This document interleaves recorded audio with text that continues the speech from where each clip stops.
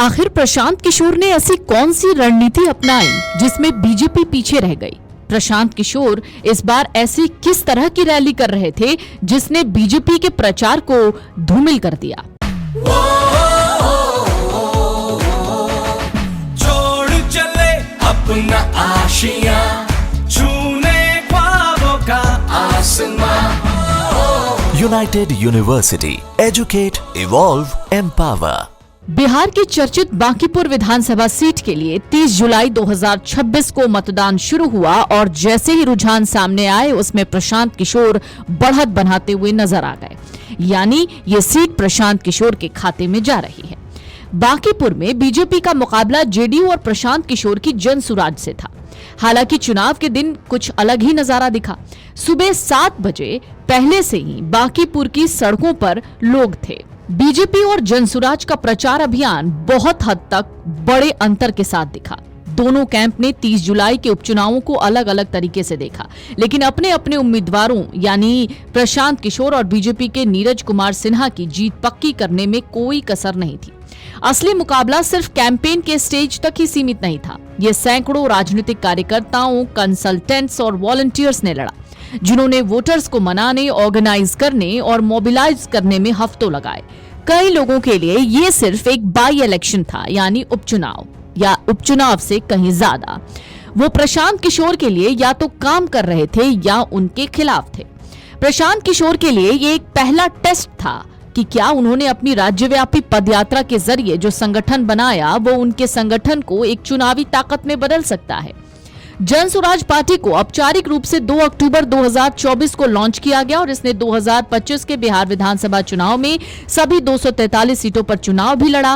Party एक भी seat जीतने में नाकाम रही, जबकि उसके बांकीपुर उम्मीदवार को 5% से भी कम वोट मिले थे। बीजेपी के लिए भी दांव उतने ही ऊंचे हैं। 2008 के परिसीमन के बाद जब ये चुनाव क्षेत्र बना, बांकीपुर पार्टी का गढ़ रहा। बीजेपी के राष्ट्रीय अध्यक्ष नितिन नवीन ने लगातार 5 बार इस सीट का प्रतिनिधित्व किया। उनके पिता नवीन किशोर प्रसाद सिन्हा पटना पश्चिम यानी वर्तमान में जो बांकीपुर विधानसभा चुनाव क्षेत्र है उसका प्रतिनिधित्व कर चुके हैं, जिससे परिवार को दशकों तक इस इलाके में राजनीतिक पहचान मिली। अप्रैल में सम्राट चौधरी के बिहार से पहले बीजेपी मुख्यमंत्री बनने के बाद ये उपचुनाव पार्टी का पहला चुनावी टेस्ट भी है। पार्टी ने जमीनी नेता नीरज सिन्हा को मैदान में उतारा। पूरे राज्य से 1000 से ज्यादा कार्यकर्ताओं के साथ लगभग 40 स्टार प्रचारक तैनात किए। फिर भी भाषणों और रैलियों के नीचे कैंपेन 2 बहुत अलग पॉलिटिकल मशीनों पर टिका रहा। प्रशांत किशोर के प्रचार पर करीब 250 प्रोफेशनल्स ने काम किया। पार्टी चाहती थी कि हर बूथ कमेटी में करीब 20 लोकल कार्यकर्ता हों। ज्यादातर बूथ पर सिर्फ 7 से 10 ही इकट्ठा हो पाते थे। बीजेपी ने विधायकों को निर्वाचन क्षेत्र के 420 से ज्यादा पोलिंग स्टेशंस पर बूथों के क्लस्टर की जिम्मेदारी दी थी। चुनाव प्रचार के आखिरी चरण के दौरान इसने बूथ लेवल पर लामबंदी को कोऑर्डिनेट करने के लिए बूथ सहायता केंद्र यानी बूथ हेल्प डेस्क भी बनाए।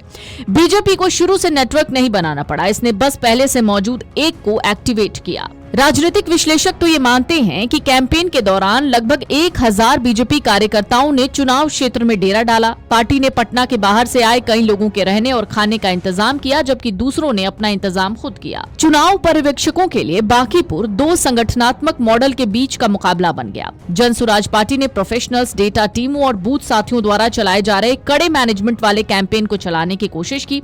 बीजेपी ने अपने लंबे समय से बने काडर नेटवर्क और संगठनात्मक गहराई पर भरोसा किया। 30 जुलाई को मतदान हुआ तो 34.24% वोटिंग हुई, जो 2025 के विधानसभा चुनाव यानी 41.45% से कम है।